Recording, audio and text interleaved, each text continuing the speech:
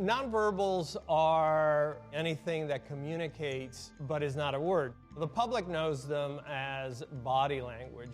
How we dress, how we walk, have meaning, and we use that to interpret what's in the mind of the person.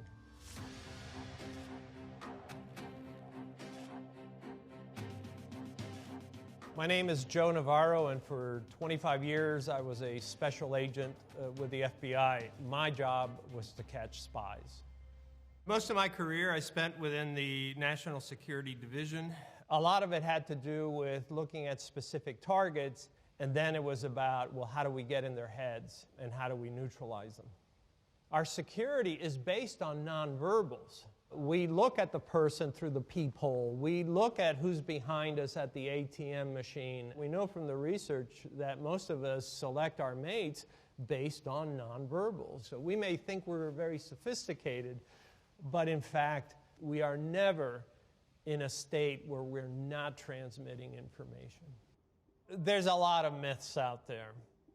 The ones that stand out is if you cross your arms, that it's a blocking behavior. That's just nonsense. Even when you don't like the person that is in front of you, this isn't to block them out, it's actually to self-soothe. Because in essence, it's a self-hug. When you're sitting at a movie and you're watching, you're going to cross your arms. You're waiting for somebody, you tend to do this. What's interesting is we do this behavior more in public than in private. The other one that really stands out is as we think about something, we may look in a certain way. As we process the information, we may look in another way. It's certainly not indicative of deception, and it really shouldn't be used that way. All we can say is the person is processing the information. The other misconceptions are that if the person clears their throat, touches their nose, or covers their mouth, they're lying.